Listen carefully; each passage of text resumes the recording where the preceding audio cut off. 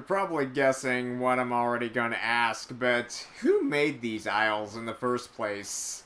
Was the mountaintop of Angular Isles not high enough, so Scooty's great ancestors had to build like a tower of blocks in order to keep them from drowning or something? And how is a palm tree growing out of a completely artificial islands?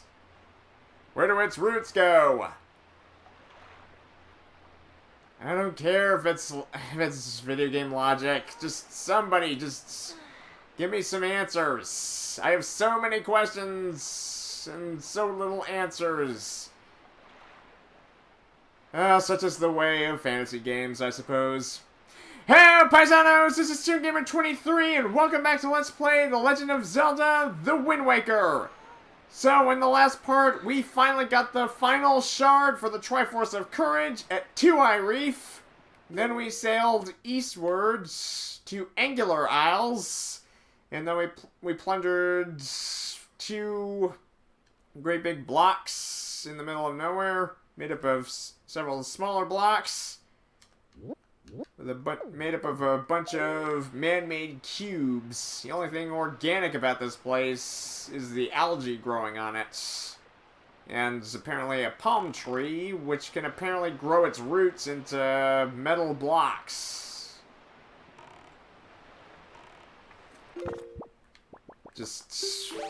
I know the key is not to question these things, but I can't help myself. Well, So, in this part, we're going to officially finish off combing the islands and filling out our sea charts. There's only 2 unexplored quadrants left, and one of them involves another minigame.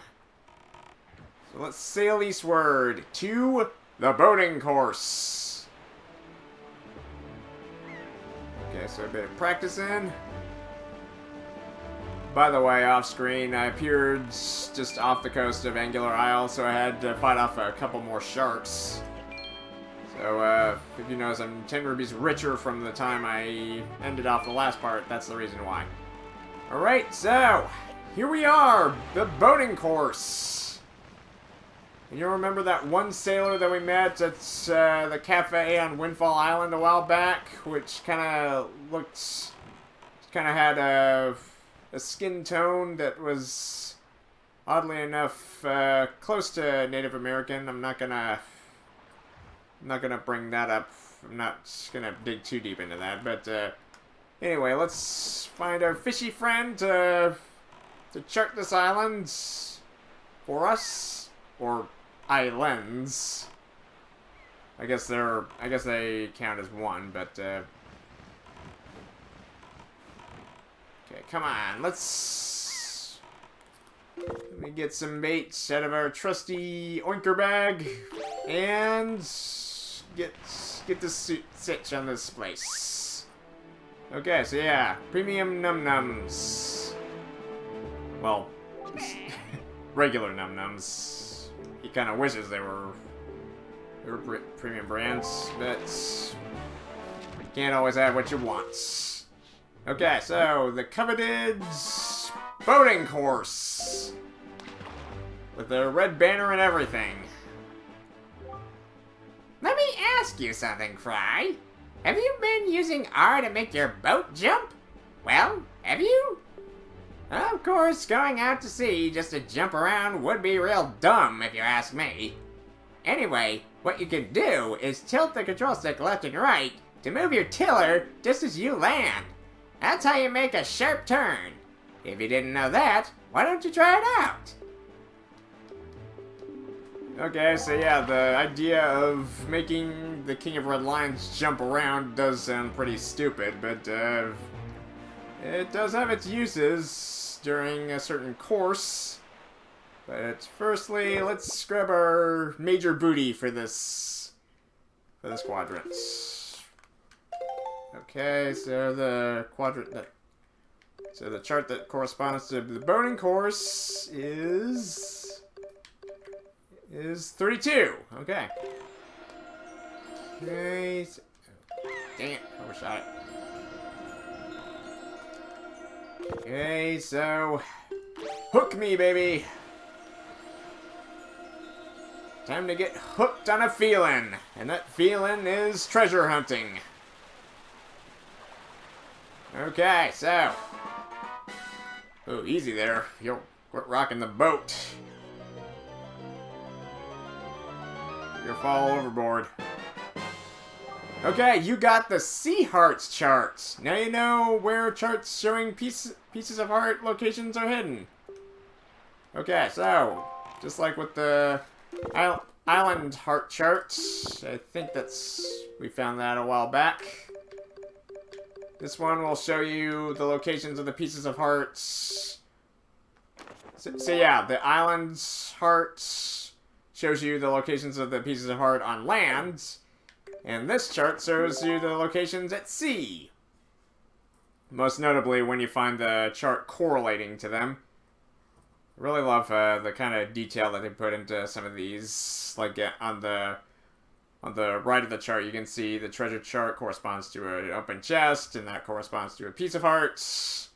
You know the gist. And obviously, there's 5 sea charts corresponding to pieces of hearts in the sea on Windfall Island, because obviously we picked up a bundle of charts there. Is there any we missed? Doesn't look like it. Okay, so. Alright, so that'll do it for the incredible charts. Got all the Triforce charts and the shards. Nothing too flashy, just marks off all the Triforce symbols. Alright, so before we do the course, there's actually something hidden in this on the island on the other side of the banner, so come on. So many barrels, so little time. Let's make quick work of these. Okay, so just stick in the middle. Alright. Okay, so blast away all the less in the way to splinters. To reveal just a couple of measly greeners. Oh boy. So yeah, you remember this guy from the cafe. So apparently he was. I was thinking he would be in the Windfall section on the Nintendo Gallery. He's on the Great Sea section, so but it makes sense because this is his normal hangout. Okay, so there's really nothing here.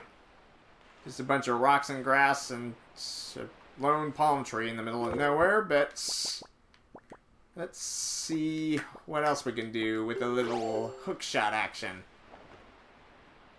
Okay, so just shot our way over. We need to get closer. Okay, so we need the king, or shoot, I think we need to do a little cruising over there.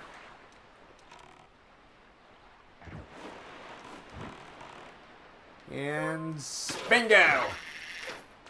Alright, secret cave ahoy! But what's this? A flat, spacious rock in the middle of nowhere. That doesn't look the least bit conspicuous. Alright, so this should be the last blue chew of them all. Well, at least the one that has a little drop of blue jelly to give us. Yeah, let's see in the spoils bag. Okay, so apparently there's... last time I checked, there were 23 in all. And we already gave the potion shop, Chew Jelly Juice Shop owner on Windfall 15 of them already. So we've only found 22. I think I missed one during our adventures, but that's not important. Let's get into our last secret cave. Geronimo! down to another center of the earth type of deals. The Miniblin cometh. The Miniblin come marching 2 by 2, hurrah, hurrah. To slice and dice them 2 by 2, hurrah, hurrah. You should know the rest of the song should go. Okay, come on. Oh, sorry, if you hear that, there's currently somebody here, fixing our refrigerator. It's kind of leaking right now. Okay, so... Alright, so it's an endless slew of these little demons. These little gremlins with the overbite. Okay, so... We all know what that means. Bon appetit! Okay. While they're busy chowing down on the little vittles. Boomerang are... Wait, I targeted all 3 of them! What happened? Oh. Frick. Just... Wait a minute. Okay, well, one of them's activated, so... There you go. Yeah, laugh it up, you little imp. Okay, come on. Boom! Alrighty, so... It's another treasure chart chest. Alright. Gimme! I've earned it. Ooh, no, it's not a treasure chart. It's a submarine chart. Now you know where to find the enemy submarines that surface from below.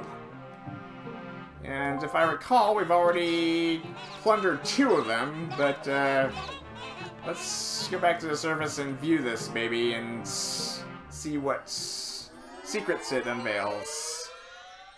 And just let the horde of those little gremlins just fester down below the way they should. Okay, wrong. So I'm kind of getting distracted. It's kind of like somebody drilling in the background. It's kind of distracting. But anyway, let's see. Okay, so we don't want to...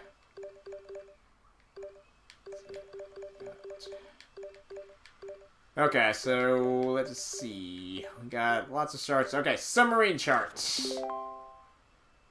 Ooh, how convenient. There's a submarine in the quadrant to the east, which is where we're going next.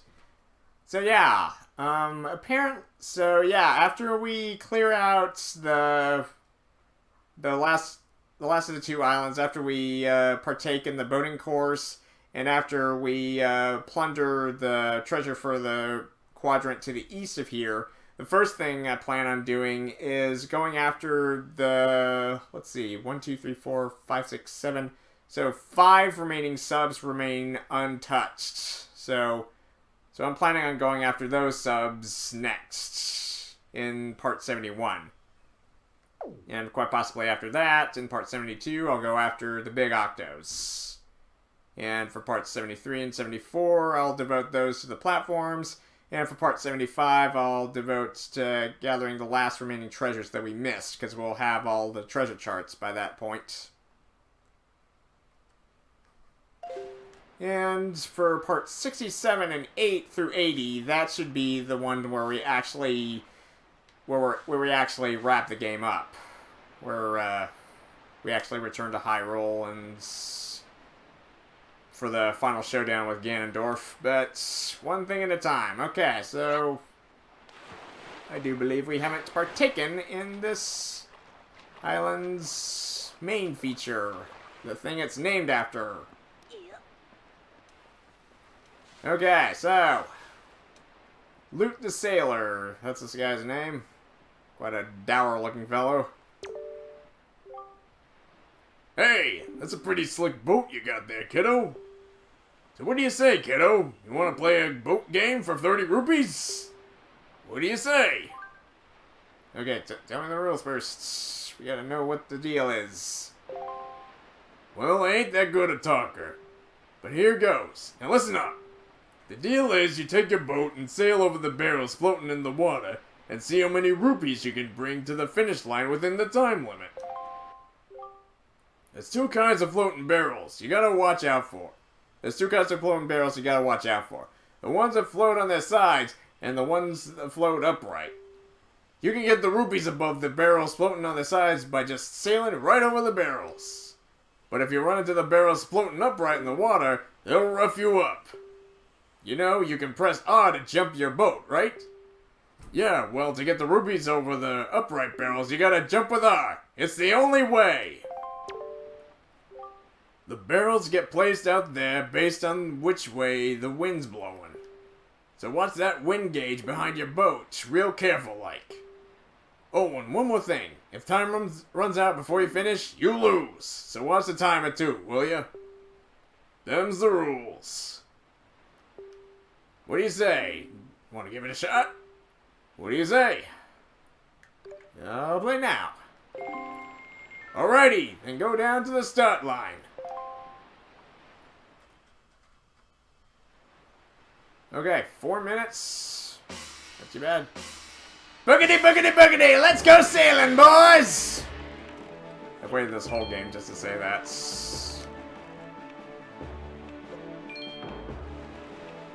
Okay, so the major gist of it is just go sailing. Just let the wind guide you, and don't forget to jump. The king may be old and withered. Ow! But that doesn't mean he can't do a bit of jumping, so. Okay, so.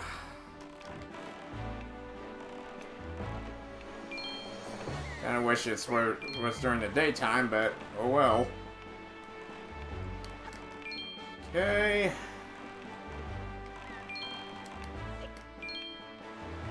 Okay, so jump those barrels. Alright.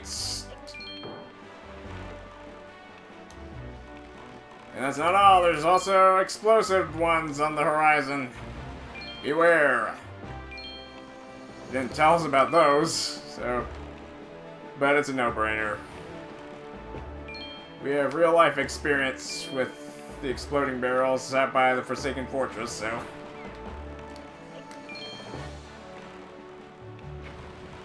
Okay, so. And like the fishman said, when you, ooh. When you... Shoot. Okay, so like, the fishman for this quadrant was saying, if you turn the tiller while you're jumping, and if you land, you make a sharp turn. Like this. Alright, so yeah.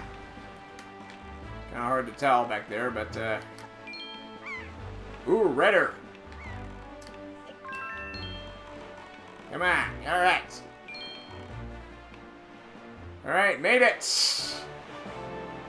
As dawn approaches, you got 138. In remaining time, 1 minute, 51 seconds, 11 milliseconds. And you just go right outside the course. Ooh! Way to be! Alrighty then, here's the 138 rupees you collected, as I promised. They're all yours. Enjoy, kiddo. Looks like you made a fortune. Come back and do it again sometime. Okay, so the reward here is just more money, but yeah, if you've got nothing better to do and you want a little bit of a challenge, then this is a fun way to spend like about 5 minutes of your time, or like 2 to 3 minutes, more like. Okay, so I guess we'll try it again and see if we can get a perfect score this time. Okay, so I was kind of So I was kind of mistaken. I was thinking that if you crash into any of the barrels, you would lose any rupees you collected, kind of like as a penalty. But apparently you can keep the rupees that you collected. Let's try and go for a perfect score of 150. So what do you say, kiddo? You want to play a boat game for 30 rupees? What do you say? I say I'll play now. Again. Yeah, I apologize for that whining drill in the background. Wait, 350? Oh, does that mean that each time you play it goes down by 10 seconds? Okay. Alright, so we're playing around during the daytime. With 10 seconds less. Okay, so we're making our skiff hop over the waves. And kind of do a little bit of research. Apparently a skiff is like a small boat. It's kind of like a dinghy. Oh, missed one. Okay, come on. Okay, sailing into the wind. Not good. Okay, let's try it again.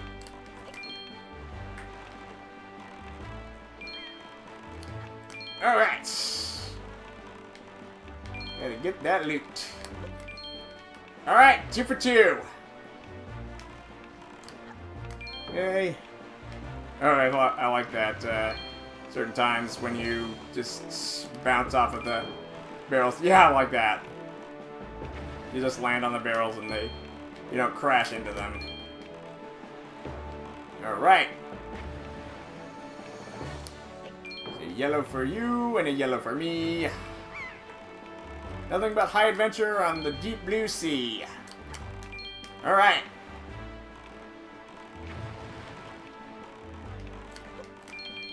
Alright. 2 for 2 again.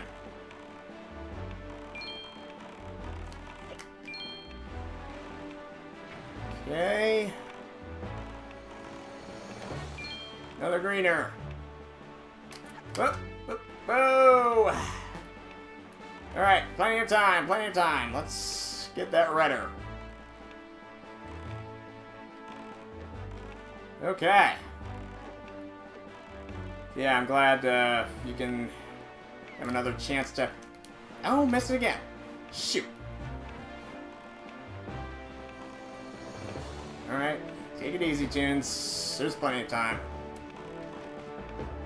Just don't mess this up. Okay, gotta line it up beautifully. Okay. Alright, beautiful. Grab that green. Perfection! Perfecto! We got 150! In the meantime, perfect! Beautiful! Bravissimo! Ooh, way to be! Alrighty then, here's the 150 rupees you collected, as I promised. They're all yours. Enjoy, kiddo. Looks like you made a fortune. Come back and do it again sometime. Alright, quadruple 3. Okay, so yeah. So yeah, you can come back and do this minigame anytime you want. This is actually one of the more... this is actually one of the quicker ways you can make some fast money. So, if you're low on rupees, if you have any something big to spend on, you should take advantage of this place. I really like the design of that banner. I actually just now noticed that if you look close enough, bring out the telescope, which we haven't used in a while. Yeah, there's skeletons on the side, which makes sense. I mean, this is a pirate-based Zelda game, so. Yeah, Jolly Roger skull and crossbone sign, and some Hylian gibberish on the bottom. Okay, so that'll do it for the boating course.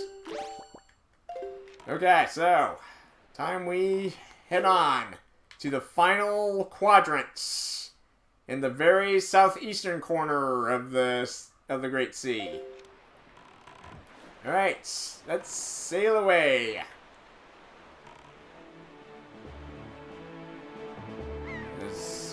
as soon as we deal with these menacing goofs right here trying to gnaw into our boat. And, okay, so there's something out there, but we'll deal with it later on. I think that's the sub for this quadrant, but we'll deal with that later.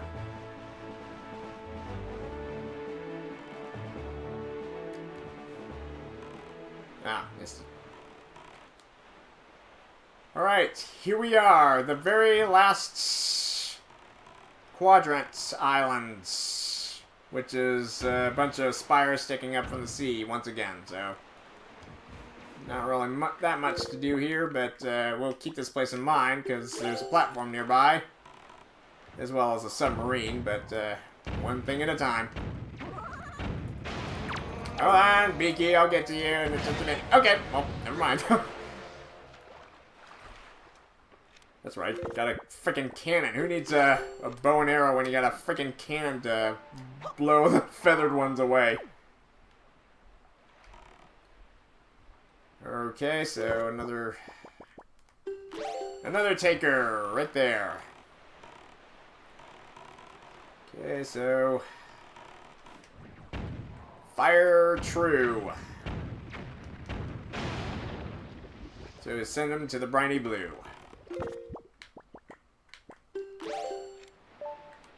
Okay. Okay, spoil me rotten. Beautiful. Okay.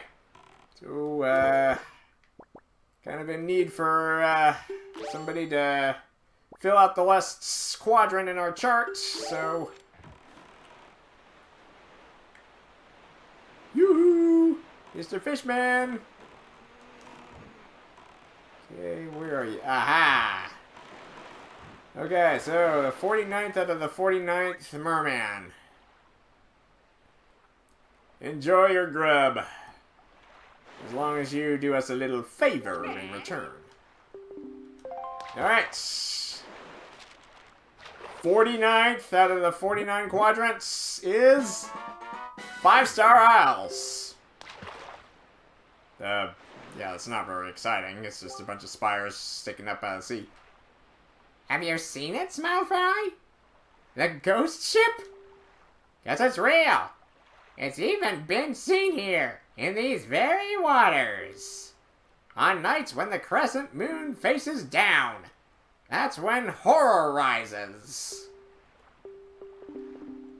Which I'll probably see in another playthrough of this game, but as for this playthrough, it's long gone, and apparently that Kargarok has a certain death wish if it's flying all the way out here just to have a piece of me. Ooh, ooh. That's right, golden feather, golden feather. Gimme! I can just sell it at this point to Beetle. I don't really know what to do with it. I just... when I see something shiny and valuable, I just grab it.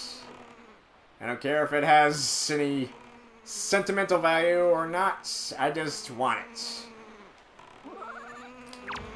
Same for every other shiny object in any video game ever. Go! Damn it. Boomerang misses. It takes forever to come back.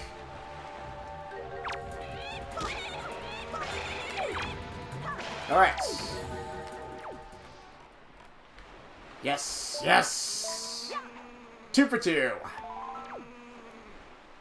Okay, so any other takers? Anything special or valuable up on top of the rock spires? We'll let one of our seagull friends decide that. My money's on no, but never hurts to look. Okay, so, well, there's one more Kargarok to chase down on its highest perch. So, yeah. Needless to say that these two do not get along. But if you can lure it down here to my level... Ah, where do you think you're going?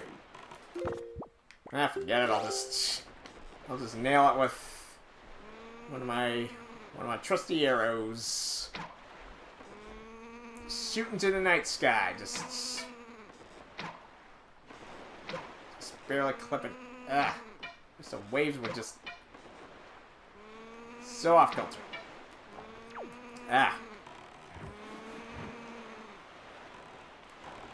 Yeah, kind of, you would kind of think that maybe if you shot down every enemy within this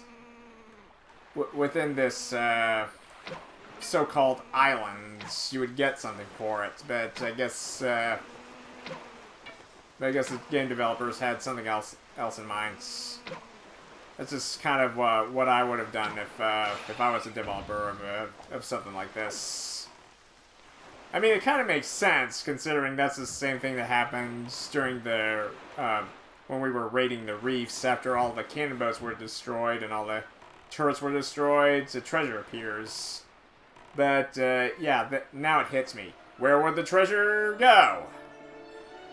Would it just magically appear on one of the spires and one of the seagulls would have to take it? Well, regardless, let's get the major treasure for this quadrant before we wrap up. Which corresponds to treasure chart number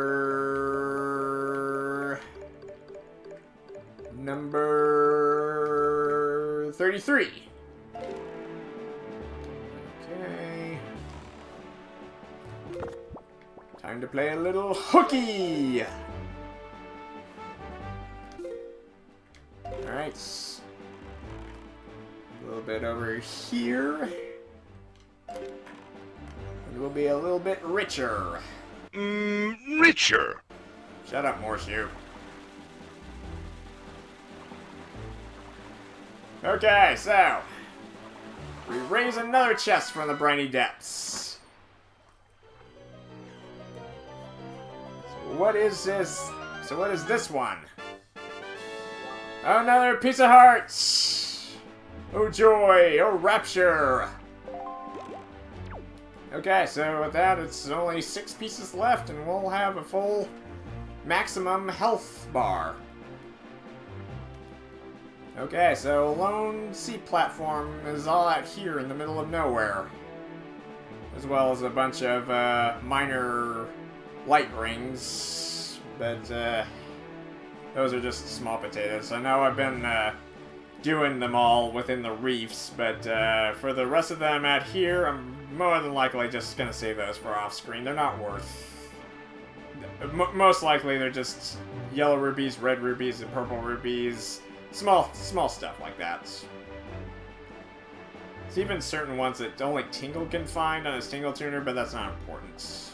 I'll save that for probably like a bonus part after we complete the game. But anyway, that'll do it for our sea charts. All 49 quadrants have been filled. We now know this great sea like the back of our hands. Well, almost. As you see, we actually saw the back of our hands. There's actually a bit of a surprise on it. But we'll see the back of our hands in a little while. Okay, so that'll do it for filling out the sea charts and combing the Great Sea, but there's still a lot of stuff we missed. So like I said, there's still a handful of submarines we still have yet to pillage. And there's also a lot of big octos that we passed up. I think the only one we actually defeated was the one at the Two-Eye Reef for doubling our magic bar. But that's kind of a no-brainer to go after that one. All right, so I do believe that'll do it for this part. There's still a bunch to do on the Great Sea. Okay, so yeah, we're still not done. Sorry, King of Red Lions. We've still got some more errands to run before we finally return to Hyrule. But that'll wait until the next part. So in the next part, we shall devote to submarine plundering. So thank you guys for watching. Please subscribe, and if you would leave a comment and or like, that would be most appreciated. Until next time on The Legend of Zelda: The Wind Waker, this is ToonGamer23. Signing out. And you gotta wonder what once lay at the bottom of the sea in these quadrants that are not really that are kind of irrelevant. I mean, there's major treasure to find. It's just you don't have to come to these places. I mean, just these jagged rock spires. I like to think that there was probably like some beautiful landscapes down below once. But that's just me. That's just another silly thought of mine. Just not exactly silly, but just kind of a fanciful thought about what Hyrule would look like if the Great Sea was drained. Come to think of it, I think there's actually a YouTube channel dedicated to that, so I might check that one out. So I might check that out.